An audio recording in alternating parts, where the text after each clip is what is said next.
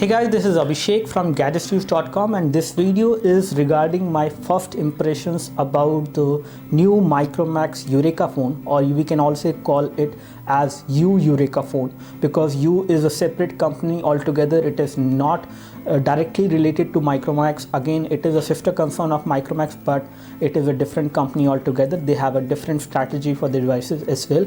The new phone which actually launched yesterday was the Yureka, and that was the first phone to come with Cyanogen mod ROM. And again, this is the only device, or the Yureka devices will only be the only devices which will have a Cyanogen mod ROM installed on these one. And again, OnePlus is already banned in India after the complaint from Micromax, so they cannot sell the OnePlus in India now with the Cyanogen mod ROM, apart from the existing stocks which they have.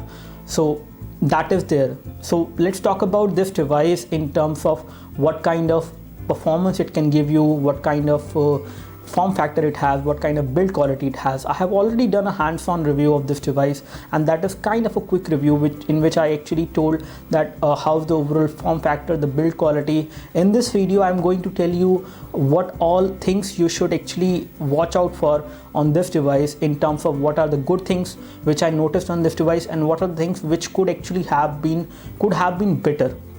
So let's start with the good thing first of all, and the good things are that first is the price. So price is the most awesome thing for this device.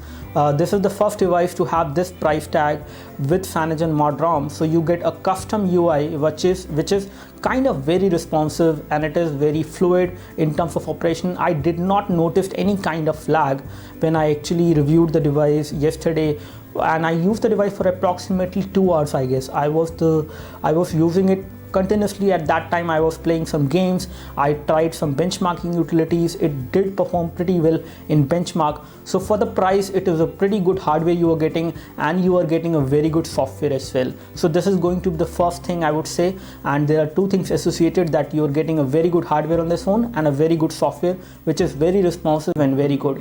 Let's talk about the hardware more again in this case. That is, the display on the device was good, but again, it could have been better. I would say the display had pretty good viewing angles, but I was not happy with the color production. The color production was decent, I would say, very I would say good for the price, but not great. So that is something which was there on this device. Apart from that, some other things which I liked about the device was the very lightweight.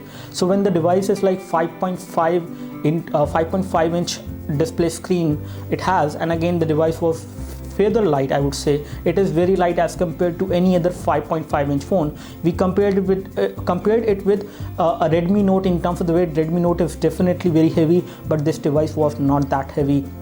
And again, when we compared it with OnePlus One, it was again lighter than OnePlus One. So in terms of the overall form factor, this device is going to give you a very good form factor in terms of portability. It is also kind of thin, I would say, thin as compared to a Redmi Note, and maybe I would say very close in terms of thickness if you compare it with the OnePlus One. But I would rather not compare it with OnePlus One, especially because of the price point. Otherwise, you can always compare on the software UI. The software UI was good, but on OnePlus One I noticed something better in terms of the software responsiveness. The UI was much more responsive on OnePlus One, and again the OnePlus One has better hardware, I would say, but also it cost a lot more money as compared to this device. For the price, again, this device is a great device, but in future devices I would like to see more improvements on the display. And again, when we talk about the camera of the Yureka phone, the camera is a 13 megapixel camera at the back. Again, it was giving pretty decent results, but those results were good, I would say, not great. And again, the UI on the phone needs to be enhanced. It needs to get better so that the UI becomes much more responsive, and especially the camera UI, and it needs to be more accurate in terms of color production. It needs to be better in terms of the overall pictures which you are taking. So I experienced this thing then when I was taking some photos. The photos were coming out to be good, but accidentally, if I shake my hand, or accidentally it happens that the device is shaken at the time of taking photo, then the photo was coming out blurs. But again, as per the information which I got from some of the product guys whom I talked to, they were saying that they are working on the camera software, and the camera software in the final Yureka phone will be better, and it will basically do a pretty good job, and we will test that once we do the full review and unboxing of the Yureka phone. So again, let's conclude this. Some of the good things which I like is the price is awesome for this device. For this hardware, it is the best price, I would say. No one has actually provided this hardware with this price tag, which is very commendable. Second is the overall form factor and the build quality is again good enough, I would say. For the price, it is pretty good for the price.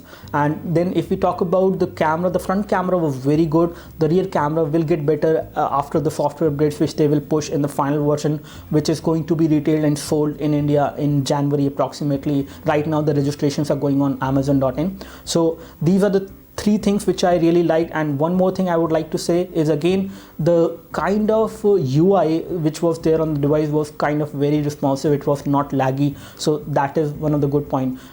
Two bad points I would say is going to be the overall battery which they have given. Again, for the price it is good enough, but they have given a 2500 milliampere hour battery where they could have given bigger battery. I would say they could have given a 3000 milliampere battery when they were giving so much in this particular price point. I don't think that battery actually cost that much. And again, the second thing which I did not like, again, which could again get better, is the overall customization. So in terms of the UI which I saw on the Yureka phone, the UI was customized, but the application in terms of customizations, so on the software level I'm saying, the software is customized, but it is not that much customized. It is not heavily customized, which I would have liked as a geek. And especially again, this will relate to geeks only, that the kind of customization you see on OnePlus One, as far as the application goes, you will not see that level or that depth level of customization on this device on every other application. So that is one thing. But in terms of home screen, the home screen customizations are concerned, lock screen customizations are concerned, or any other thing which is related to the user interface apart from application, then the phone is pretty good and very nicely customized. And you have a lot of things to control, including icons you can change, including fonts you can change the wallpaper, you can change animations, and all those things you can actually do. So again, I would like to conclude this by saying these two things which I just said, the four good things and the two bad things. The two bad things are not big, I would say. For the price, this is a very nice device. You can go ahead and register for it. You cannot buy it as of now. But again, one thing which I already expect is that the device will be very limited in terms of stocks, I would say. I'm not sure how Micromax is going to handle it, but they will face a lot of demand for this device, and hopefully they should be able to fulfill this demand. Right now they have imported only 200 units, which are again the testing units and some other units, but the final retail model or the final retail units which are supposed to be imported in 1000 still need to be there in India. They will come by the end of December, I guess, and then they will start selling it from 1st of January or maybe in first week of January. We are not sure, but right now registrations are going on for this one on Amazon.in, and so you can go ahead and register yourself in case you want to buy the Micromax or the Yureka phone precisely. So that's all from us. Do let us know if you have any specific question for this device. We would love to help you. We have already done a Q&A on this phone, so you can go ahead and read that. We have the article links in the description of this video. Thanks for watching this video. This is Abhishek signing off. Thank you.